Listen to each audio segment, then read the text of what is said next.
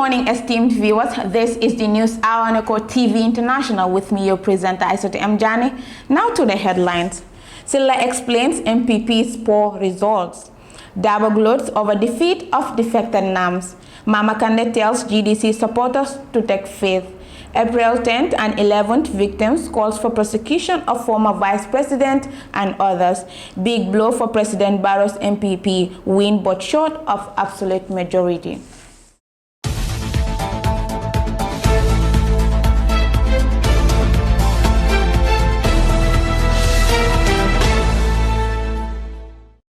Welcome back from that short break, and now to the news in detail. Silla explains NPP's poor results.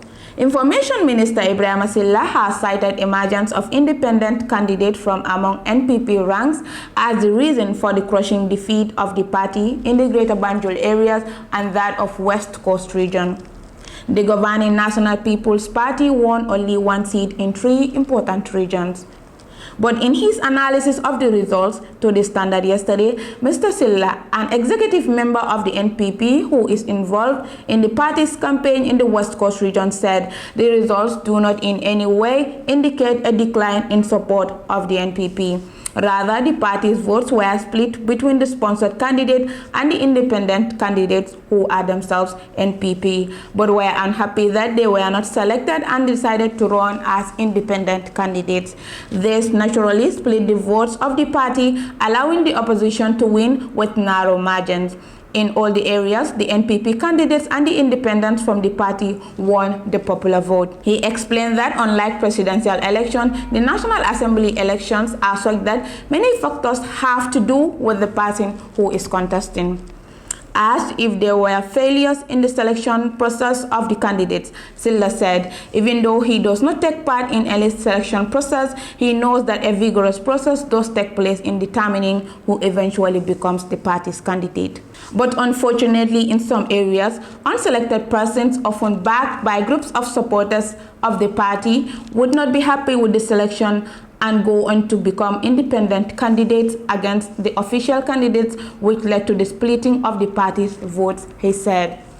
The minister said the NPP is analyzing the results, which he said does not show that the opposition has increased the base or number. The results are not showing an increase in the support base of the opposition either, he said.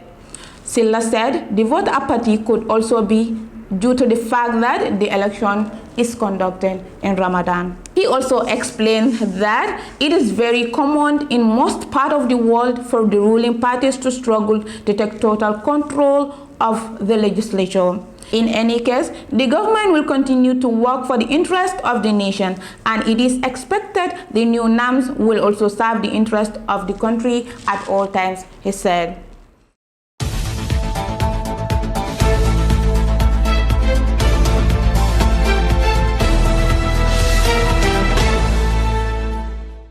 Dabo gloats over defeat of the defected NAMs. UDP leader Isatou Dabo has expressed delight with the defeat of 5 NAMs who defected from his party to NPP. The UDP leader described the behavior of 4 of them, Sekou Marong, Fatoumata Jawara, Sekou Bajaju, Alhaji Jawara, as indiscipline. Addressing UDP's new NAMs Monday, Dabo said he is happy that they have their tongues cut off by the election defeat. He said whereas Baba Gale Jallow would sometimes say bad things in parliament about UDP, and Umar Dabo once said they asked them not to support a bill because they would be empowering the government, much of the indiscipline came from the others. They are the ones who did not control their mouths and disrespected us, but I am glad their tongues in the parliament have been indeed cut off. There will be other NAMs, but not them. There will be other NAMs, but not them, he concluded. He said Dabo challenged newly elected UDP NAMs to respect and exercise discipline at the National Assembly.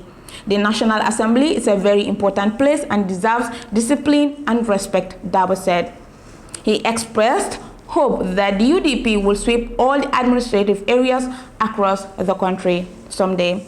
At least one of the 5 losing MPs, Sekou Marong, has fired back at Dabo. He wrote, Usainu Dabo, know that we are proud of our achievements in sending you to retirement forever. We are stronger today than ever.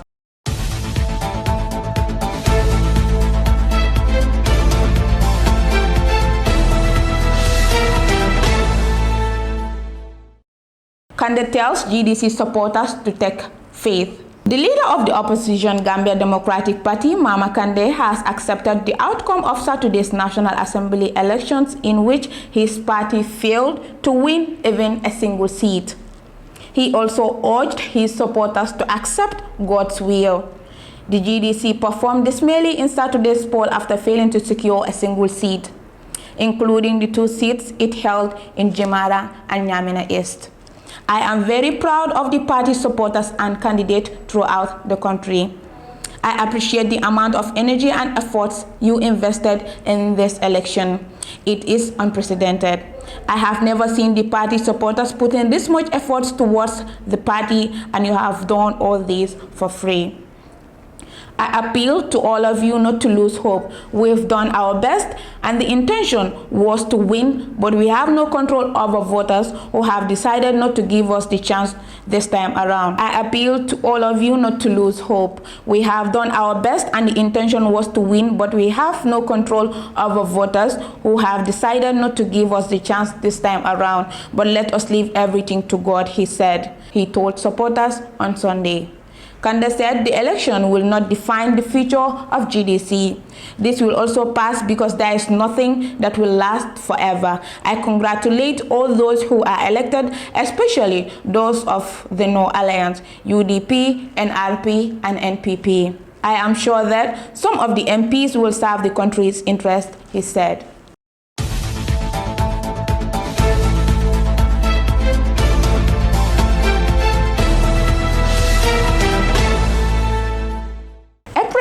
And 11th victims calls for prosecution of former Vice President and others. Abdulkarim Janneh, led activist and victim of April 10th and 11th, 2000 shootings, has called on the government of the Gambia to take all necessary actions without delay in bringing to justice all perpetrators who committed mayhem on shootings leading to the massacre of 14 innocent Gambian students. According to him, former Vice President Dr. Isatou Gorgin Boop, Mamadou Badji, and Yahya Jammeh, and all those who were adversely mentioned in the TRRC report should face prosecution forthwith. He added that such perpetrators whose actions led to the death of 14 innocent students deserve nothing but mild tomb. He said Dr. Isatou and all those who were adversely mentioned haven't shown any remorse at the Truth Commission for their alleged participation and roles in the killings of innocent Gambian students, adding that these perpetrators do not deserve to enjoy the streets of Banjul, but should rather be spending their times in their own 5-star hotel dubbed in Mile 2 prison. On the 10th and 11th April 2000, scores of Gambian students went rampant in the streets of Banjul to demand for the prosecution of officers who allegedly manhandled one Ibrahima Barrow, as well as another female student who was also allegedly raped by officers. The protest did not end well when security officers opened live bullets on them and killing 14 students, while many others remain maimed, tortured, and wounded for merely condemning the ill behavior of security officers. It is 22 years now since students were massacred in cold blood without action from the government. More than a dozen students were laid in their graveyards and many injured. It is 22 years now since students were massacred in cold blood without actions from the government. More than a dozen students were laid in their graveyards and many more injured as a result of the gunshot by our own security forces. I and my colleagues and victims' family have been crying for justice since 2001, but to no avail, Abdulkarim said. He added it was our belief that the government of President Barrow will put smiles on our faces, but unfortunately, all we received from this regime is only disappointment and betrayal. This is a regime that came to power through the use of the victim's name during its 2016 coalition campaign, but it is now over 5 years nor consideration for the victims. According to him, the current government is not showing any support and care to the welfare of the student victim, arguing even though both the government and the IEC knew very well the commemoration of 10th and 11th National Assembly elections was scheduled for the same period, when the view is to cover all important days of April 10th and 11th. Janneh, who has been the leading activist for the rights of the students, said most victims felt disappointed that National Assembly elections scheduled at the same time when their fallen colleagues were to be remembered, observing that government should consider April 10th and 11th as a nationwide public holiday for all schools in the Gambia.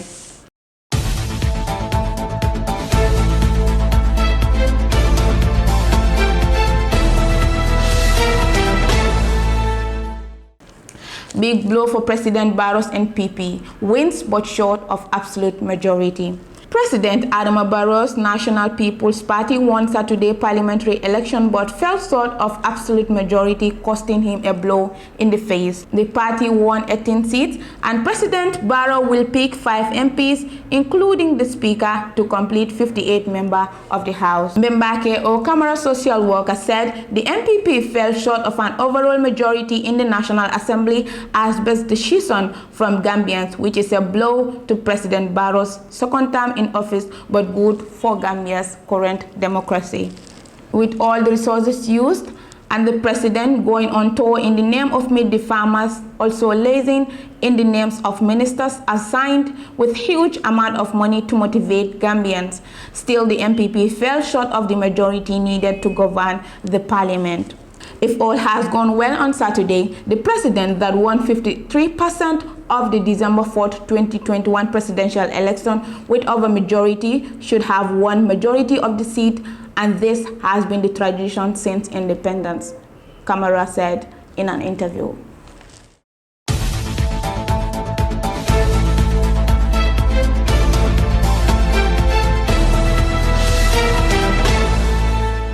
Before we take a leave of you, let's take a look at the headlines.